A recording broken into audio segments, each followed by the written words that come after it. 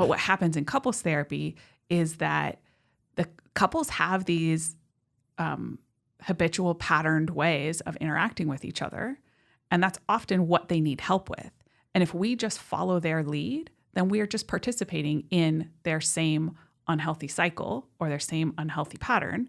And it doesn't get any better. We just join them in it. And a good couples therapist has to be able to stop people and be a little more directive and like, hey, I hear what you're trying to say, and we need to do it this different way. So, hold on. No, we're not. I see how that's landing with your partner. I need to stop you. Just stop right there. We need to stop you right there. I see where this is going. So that you can rework the way that you're saying something. Or I need you to stop because we have to check into your partner. I can tell they're not able to hear you right now.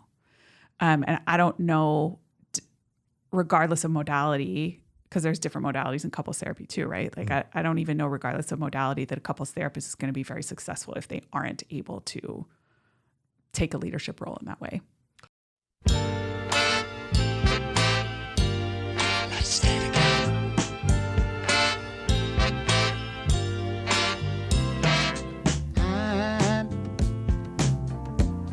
I'm so in love with you. Whatever you want to do is all right with me.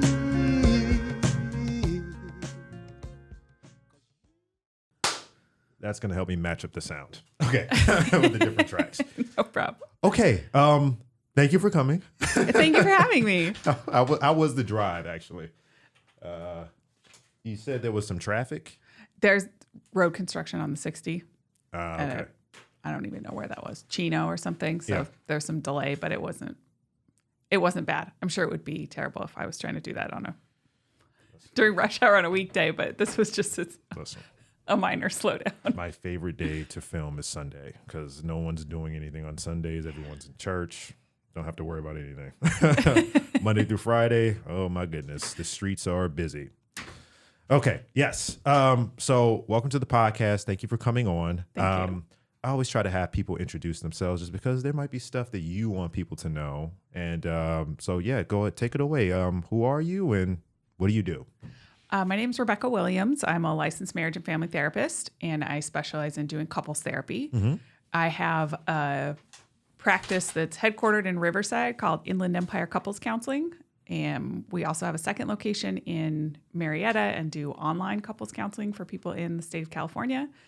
And then me in particular, I work with couples who struggle with being in a mixed faith relationship and some of the challenges that can come up with raising kids, or if that dynamic happens after the couple has gotten together. Maybe they previously were of the same faith, and then one person experiences either a conversion or a deconversion, and they have to like renegotiate what their relationship is. So what got you into that? What got you into couples counseling in particular? Well, I came into the therapy field with a real passion for working with teens. My education is in education, secondary ed. And I had worked in a therapeutic school and where kids would come from other places and stay at the school for a while, and then we would send them back home. Right. And I saw how some of these kids might make some gains, or we'd have some hope for them, and I just would feel this like tension in my gut, knowing that we're sending them back to the same environment that they came from. Their and if family. Yeah. And if nothing has changed there, what hope do we have that life is really going to be very much different for them when they go back home? Yeah. And that really got me thinking differently about, if I want to make a difference for kids, maybe I need to be thinking bigger than the individual kid and looking at the family system. So that's kind of what got me transitioned from education into mental health in the first place. Right.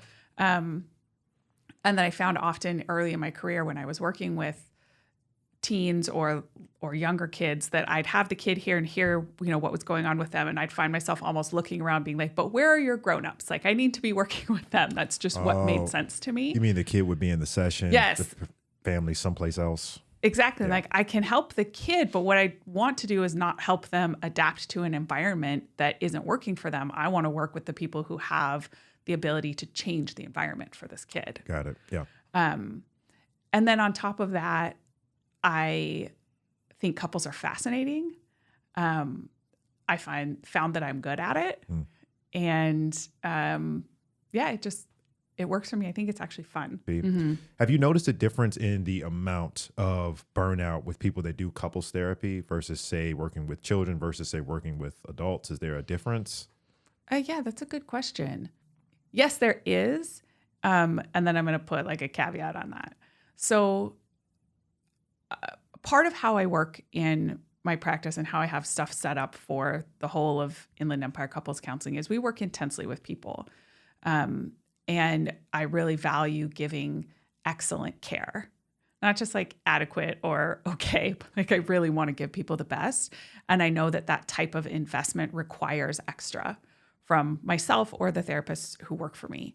And I do think that in part because couples work can be challenging for the therapist, and because I have this high value on really giving excellent care and investing a lot in our clients, that like, yes, there is more investment there and maybe more potential for burnout or hitting that max level sooner. The caveat to it is that I think when people are well trained, the work becomes less draining.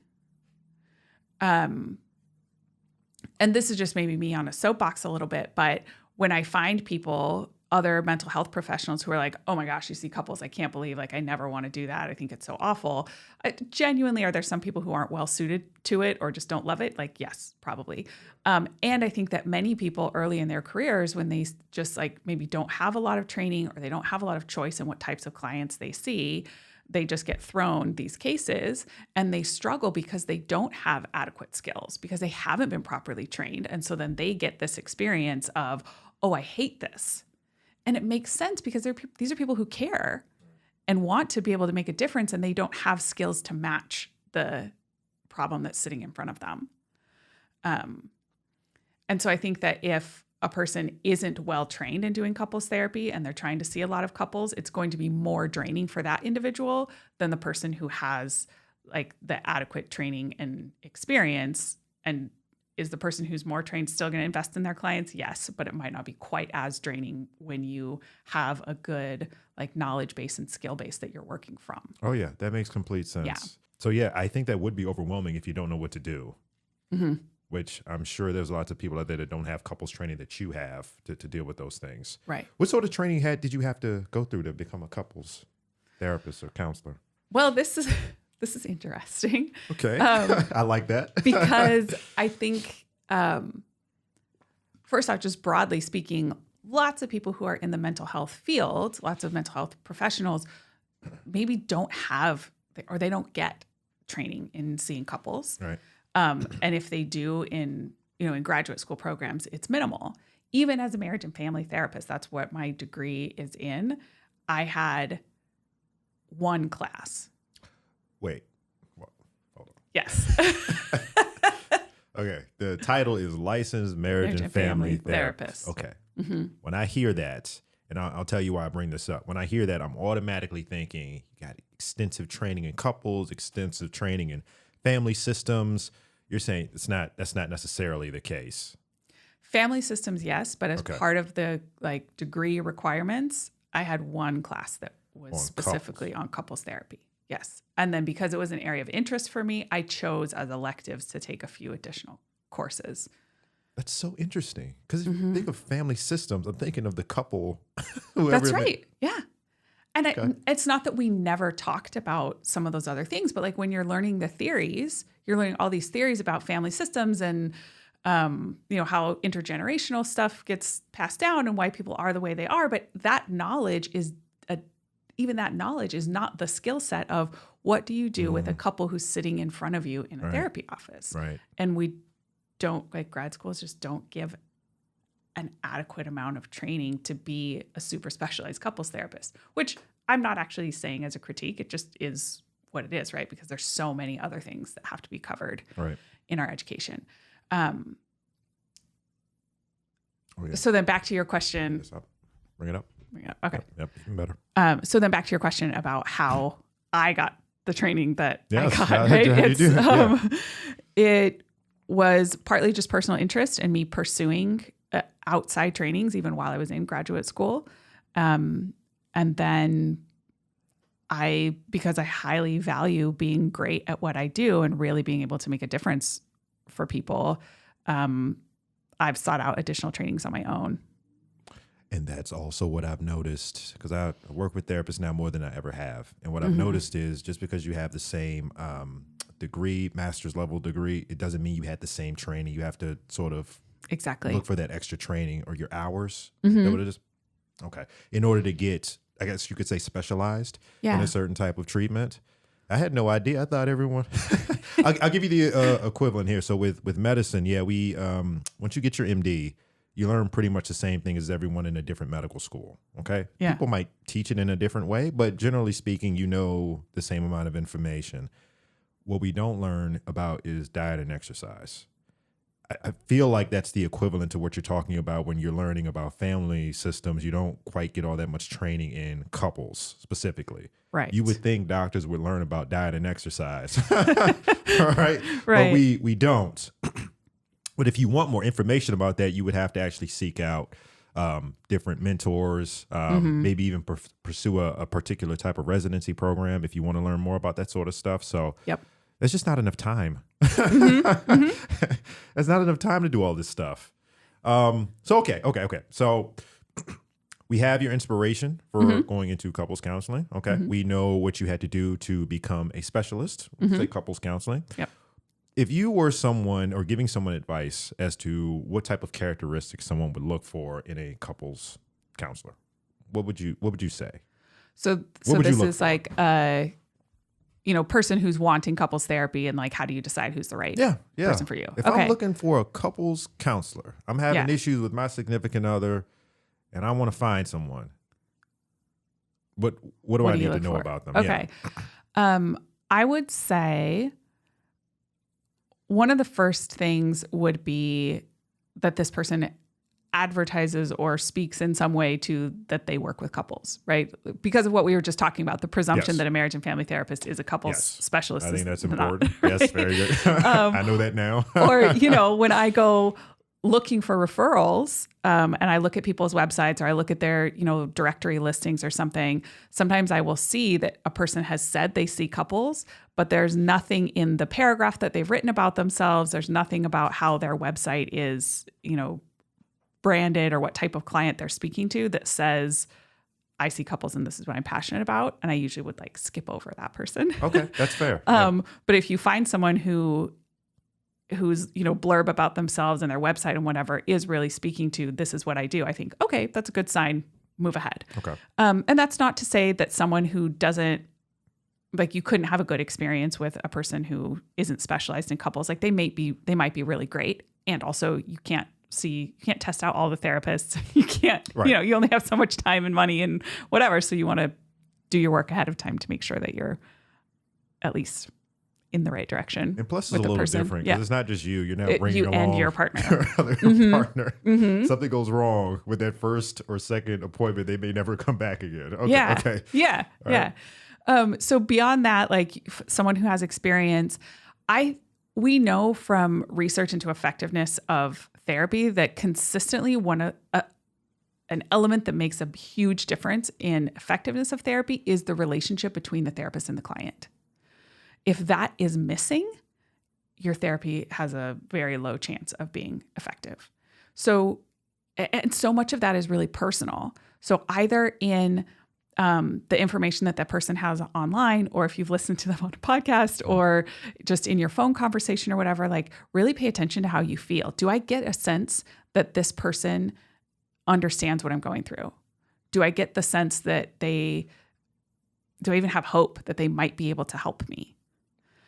Because if you walk into that appointment with someone who's not a good fit for you, either because if there's some demographic or diversity things that you think, I don't think that this person is going to get me, or just, I don't know, they remind you too much of someone, your old boss, that you're just not going to be able to trust them. That you have negative transference. Yes, exactly. Yeah. Exactly. Then your therapy is going to be harder than it needs to be. Yeah. So you want to look at ooh, yes, I heard that person speak. I watched the video on their directory listing. I read the stuff that's on their website, and I thought, yeah, this is the person.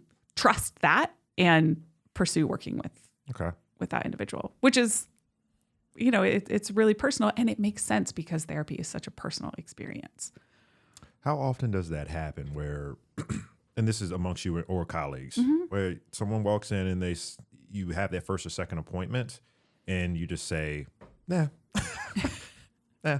Does that happen often, or is that or do people come in and it takes time for them to warm up usually?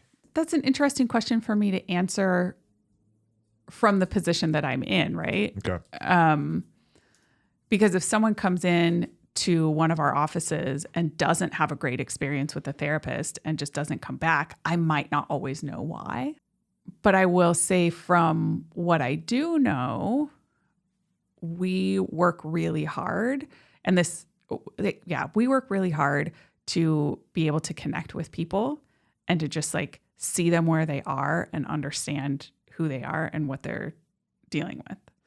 And I know that's something that I place high value on as a clinician and in what I train with my employees. We were just talking a couple of months ago, a new therapist was having her first appointment and she was really kind of nervous about it. And I said, look, we have this structure to help you know how to do your first appointment.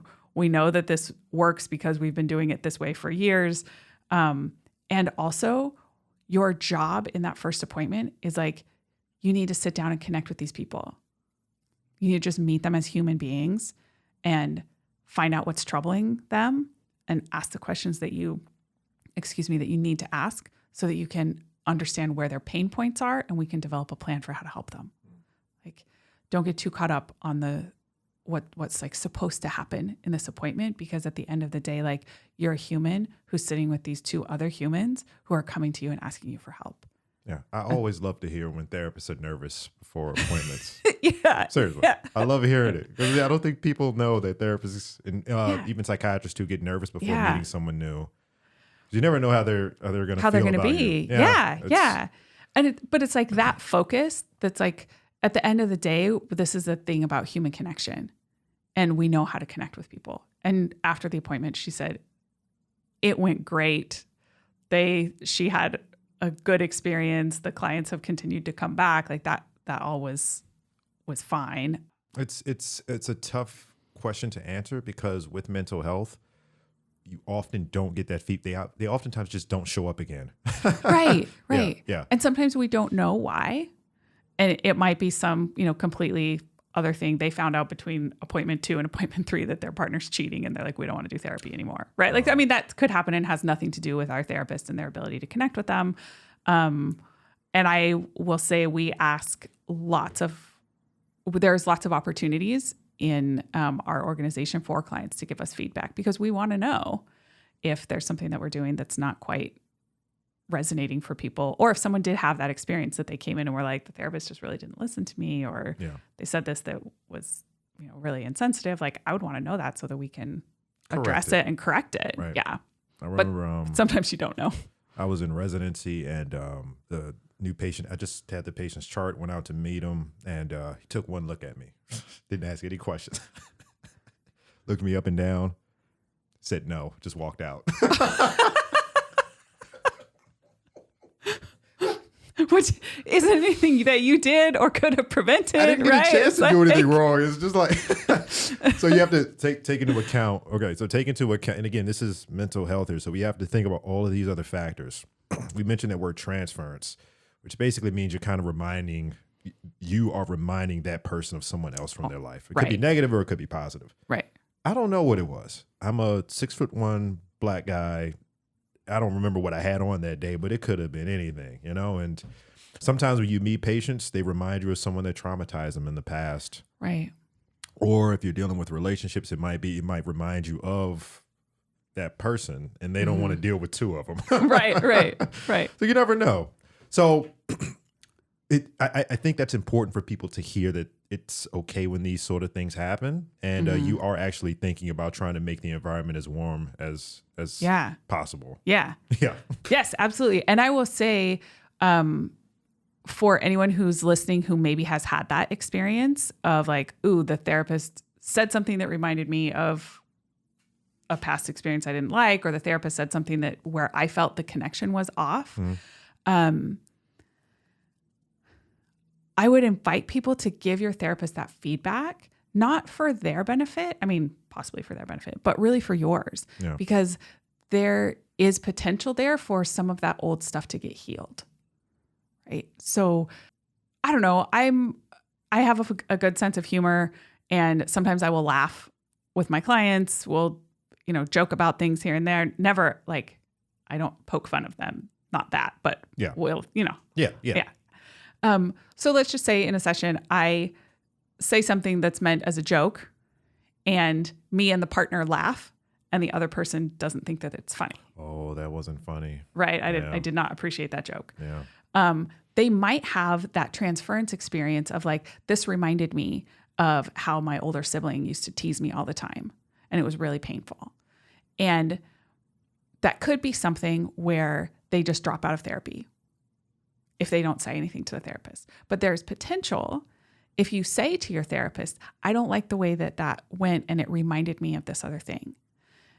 Your therapist is not your older sibling, and they're a professional who is trained and skilled in helping you heal and helping deal with these relational dynamics. So there is a possibility that if my client tells me I don't like the way that feels, that I can go, oh, can you tell me more about that?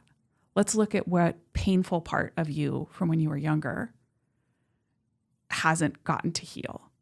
And what is it that you wish that you could have said? Or how did you need to be protected and you weren't protected? And we can work out like a different way of handling the situation than just shutting down and never talking to that person again. Right? Because that's what happens if they drop out of therapy and they leave. If you give me the feedback, I can help you find a different way of dealing with it. And then you get to have a new experience of that same dynamic, where maybe it ultimately feels empowering that I got to say to someone, I don't like the way that you said that, and it hurt my feelings. And me as the therapist, I can receive that and take in the feedback and apologize to you and fix it and learn, thank you for telling me. My intention is never to hurt you. Yeah. I'm going to be different. Yeah. And when a person has had that corrective emotional experience, then they might be more willing in other areas of their life to speak up for themselves. Well, which would be very beneficial in a relationship. Exactly. See, I'm connected. Exactly. I'm a psychiatrist. I know a little bit. Yeah. But take the chance to give them that feedback and see how they respond, because there's a potential that could ultimately be a real healing thing for you. If you give your therapist the feedback, I didn't like the way that joke felt, and they go, oh, come on, it was no big deal. I just didn't mean it as a joke. And you feel further isolated, then that's a problem. And maybe you should look for a new therapist. But there, is potential for that to be a real beneficial thing for people. When do you think a couple should ask or look for assistance in their relationship? What's a good sign? Everyone's different, of course. I love this question. I love this question. Okay. So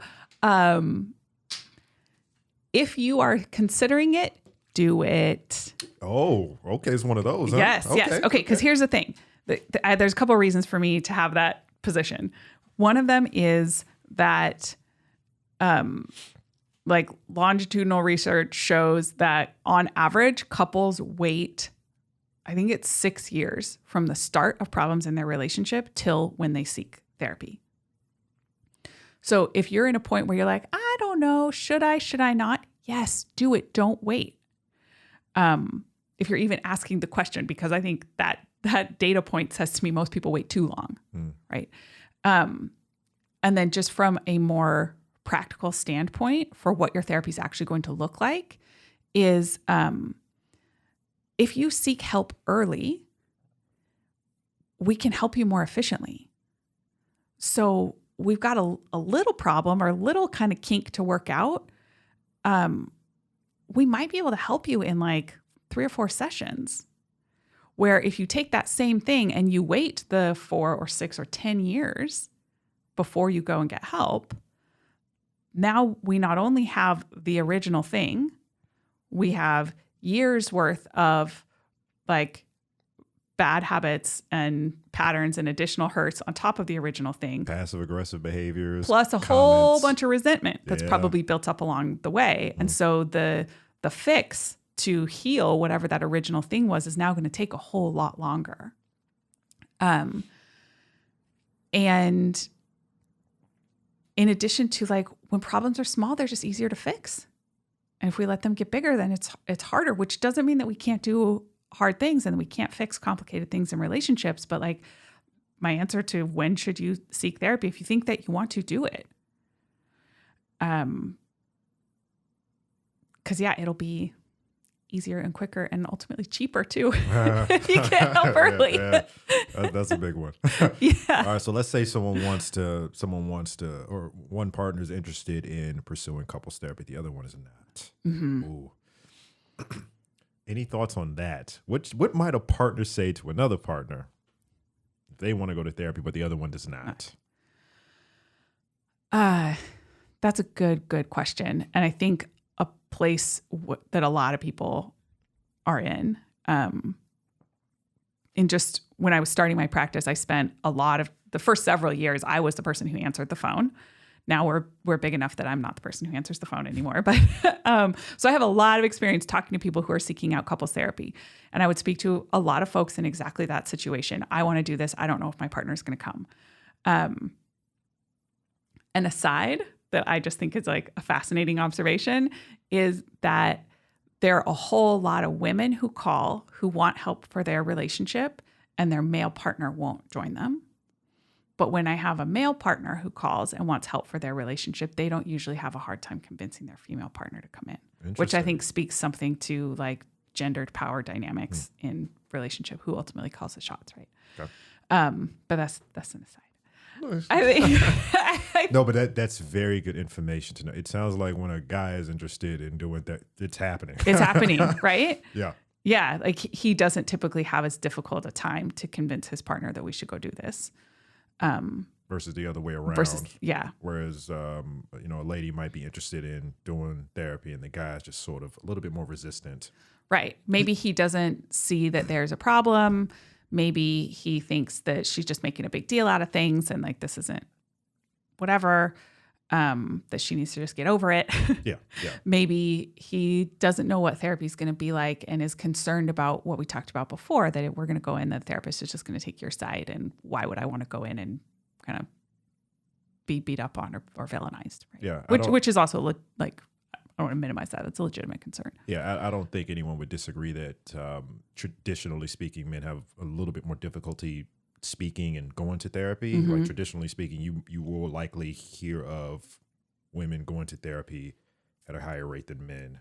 Yeah, traditionally speaking. Right. So that's good information. Don't. But the question is, how do you talk to your partner to want them to? We're getting there. Yeah. So what? Again, you're on the phone with them. They're talking to you about their partner. They want to do couples therapy, but their partner is not. Yes. The thing is, it's all in how you present it. So if I'm going to my partner and saying, you're awful at this and you hurt my feelings all the time, and we've talked about, keeps having the same fights over and over again and you never change, and that's why we have to go to couples therapy. Come do this so that the therapist can tell you that you're the worst. You're right? wrong. Yes, you're the problem. Who's going to say yes to that? Gee, sounds fun. Let's go do it. Right? But if we can look at what is the hoped for outcome, what's the higher good there? And I can present to my partner something like, I miss you. I remember when we used to be more connected and we fight all the time now. And I'm doing everything that I know how to do to fix it. I believe that you're trying to, and we just keep having these same things. And I would like for us to go to therapy so that we can figure out how we stop having these stupid fights. Or I want to go to therapy so that I can figure out how we can be more connected. And I want you to join me because you're an important part of this relationship. Wow. That's a much easier. Wow. Yes. I will tell you my reaction to the first set of comments that you made about you being this. Somebody says that to me, I'm not going. Right. You're not going to go. But I will tell you this. If someone said to me what you just said, the second part, I'd either do one of two things. I would say, okay, I'll go with you. The other thing I might do is okay, I'm sorry. What can I do to fix whatever your issue is? I'm either going to do one of the two things. This is a very different way of delivering that information. Yeah. You are very experienced, yeah? Yes. It's more relational. Yeah. It's not me against you. It's like, I want to connect with you as another human. And that's, for most people, that's at the heart of why they want to come to couples therapy in the first place, is because there is something that is getting in the way of them feeling connected to their partner. And if we can speak to that part, most people aren't going to have as strong of a no reaction. Are there times at which people feel as though you're playing favorites? And what do you do in those situations if it happens? Well, that's an interesting question as well, because we don't want to play favorites in terms of, I like this person and I think that the other one is like, I'm villainizing that one, right? Like that's not going to be helpful to either one of them or to their relationship as a whole. And also, I think that sometimes a couples therapist does need to sort of take sides. Like we can't be completely neutral on all things, because sometimes there are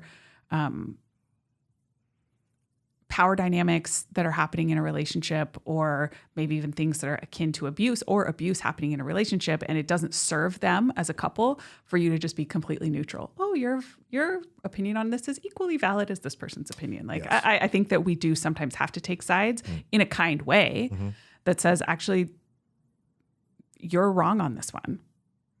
Or I probably have never said those exact words to someone, right? But like, I agree with your partner, and I think the way that you're talking to them is hurting them. And I think what needs to change here is the way that you handle whatever the situation is or whatever emotion is coming up or whatever. So yeah, I think again, this is not coming from someone that has never done couples counseling, okay? But I hear things through the grapevine about concerns about when they go in to see a couples counselor. Oh, you're just going to take his side. You're just going to take her side. Oh, it's two women here. Yeah. yeah. You know what I'm saying, right? Yes. So, Yep. so I was just curious as to how one approaches that when it's brought up in like a session. Like, what do you then? Yeah.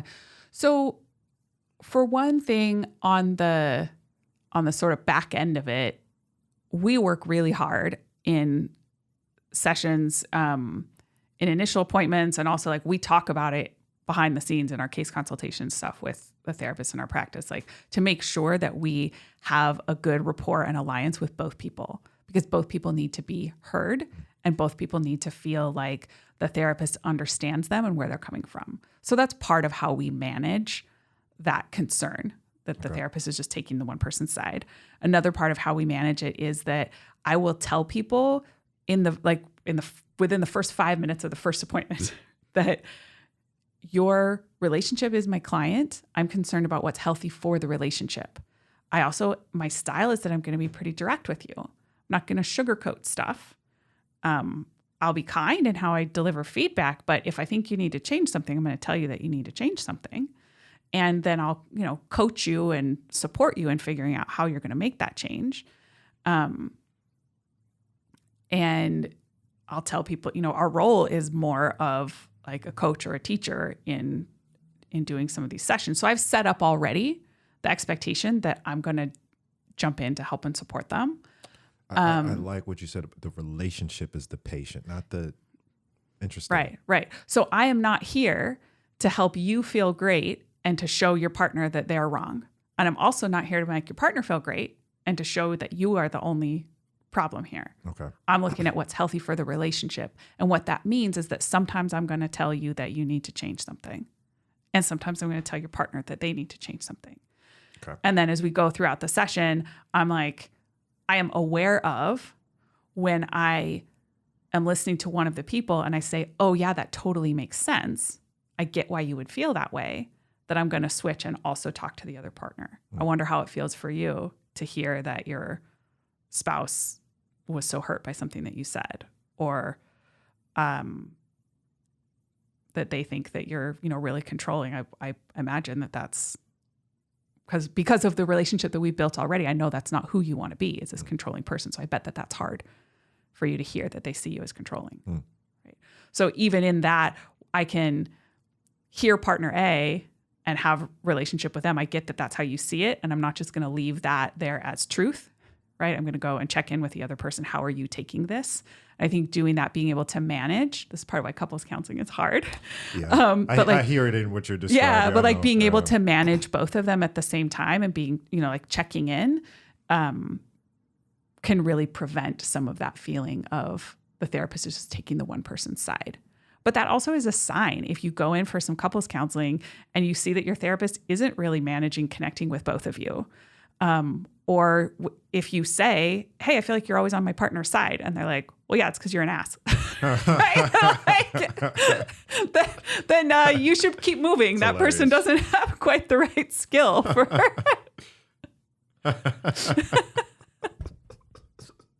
We talked about when someone should go in for couples therapy, or to at least consider it. And then we talked about how to get yourself and maybe even your partner in for couples therapy. Yeah. Okay. So let's say you're in couples therapy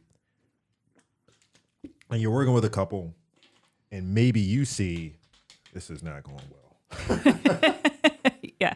Right? Because I know when this happens, all right? You will probably never say it to that couple immediately when you see it, but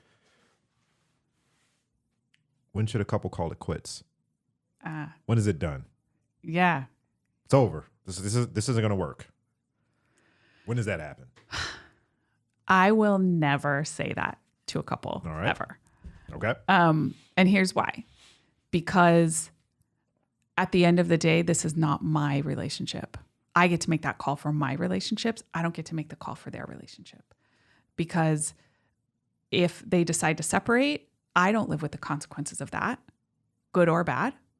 And if they decide to stay together, it's not me that has to put in the work to fix their relationship. They have to do that.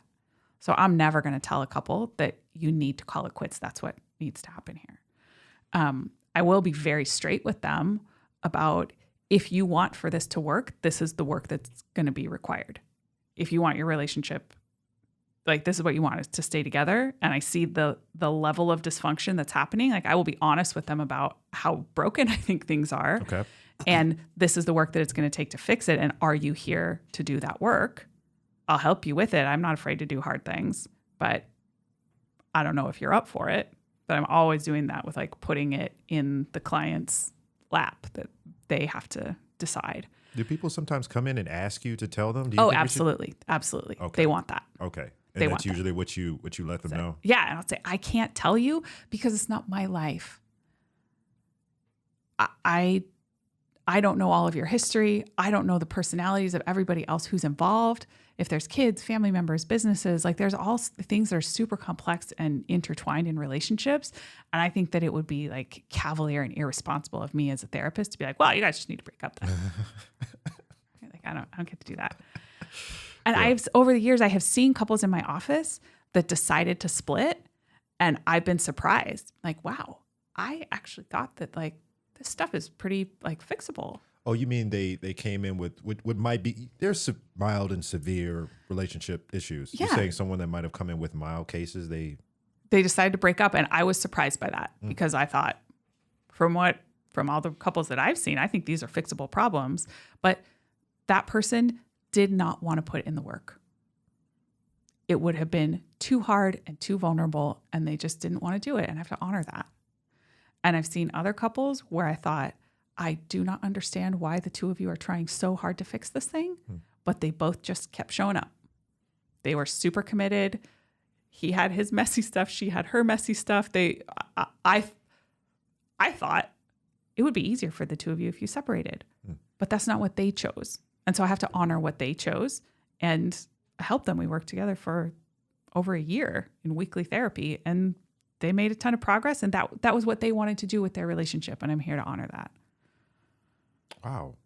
So there's people that come in with mild cases and severe cases. Mm-hmm. Are there people that just come in like literally just to stay together? Like we don't actually like each other very much. But, Yes. So even though it's very clear that there's no love there, or is there love there, I guess would be a better question. Whether love is there or not, they just want to be able to tolerate one another. Yeah. Yeah. And this is why I have that stance that I can't make the call for you, because there might be financial reasons, cultural reasons, family of origin, pressure, religious reasons why people don't want to get divorced and why it really matters for them to stay married. And like, that is fine. I don't get to tell you that you can't make those choices for your life. And what I would do in that case is look at how do we adjust your expectations of each other so that this thing that you're choosing can work for both of you. So maybe if we both know we're staying together for the kids, or we're staying together because we own a business together and it's so intertwined and it would be messy and whatever. Too much. Cheaper to keep her or him. Yes, right. If like that's the situation that they're in, then let's call that what it is and own it and look at, so what am I realistically going to expect from you and what can you expect from me? And we can have a satisfying, less dramatic relationship and interaction with each other. Because if in that situation where the people are just there isn't love there's not maybe romantic connection there, but they're choosing to stay married. Part of what's going to make that work long term is if they can adjust their expectations, that I'm not going to expect you to meet my sexual needs because I know that this isn't what it is. And so we can stop having that argument, or I can stop being hurt by that because we've been able to talk about and be clear about that's not what this relationship is anymore. Okay, cool. Okay. And we can like realign boundaries and everything for what's going to work for that particular couple. Okay. How long can you expect for treatment to last? Oh yeah, that's a good question. No. We find in our practice that 11 to 12 sessions is average. So some people are less, some people are more. I think that there is something to there being a window in which people are willing to work on change. Some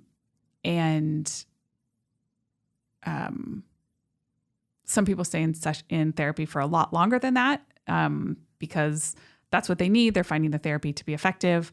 But I would say if you're thinking about doing counseling, expect that it would last 3 to 4 months if you're doing weekly sessions. Yeah. And part of that is because of just how long it takes to really fix problems. If you're thinking about coming to couples therapy, you probably are at a point where you have already tried to address some of these things and you found that the stuff that you know how to do isn't working. And so it's kind of unrealistic to expect that you're going to go to one appointment and it's going to get all fixed. It's going to take a little while for the therapist to understand who you both are, to build the relationship with you so that they can know, know what you're dealing with, and also have enough of a relationship that they can give you that feedback about yourself and you can take it in.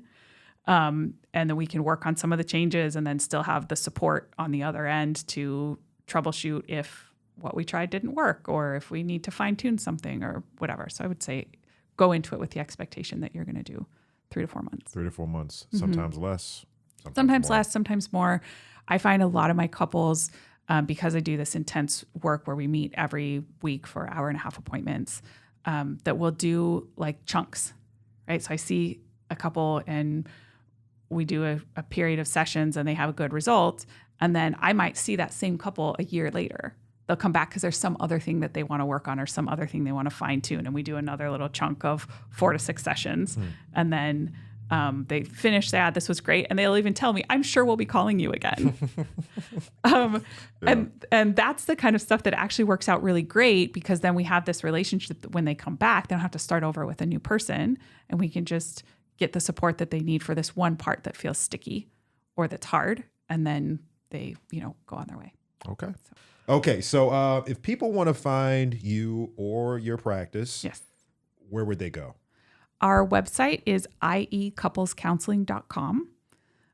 We have physical locations in Riverside and Marietta, California, and we're available to do online sessions for people throughout the state of California.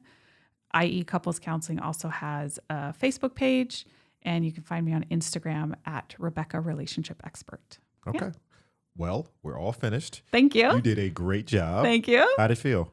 Fine. Good. Yeah. Yeah. You're easy to talk to. And this is stuff that almost all of these questions are things that at one point or another, like, oh, I've written a blog post about how you tell how a couples therapist is right for you. Or I've written, like, we've done teaching on domestic violence or whatever. So this is all stuff that was fairly familiar to talk about. Awesome. So, yeah. Hopefully it'll be familiar to the listeners as well. Okay. Yeah. We're all finished. Yeah. Thank you.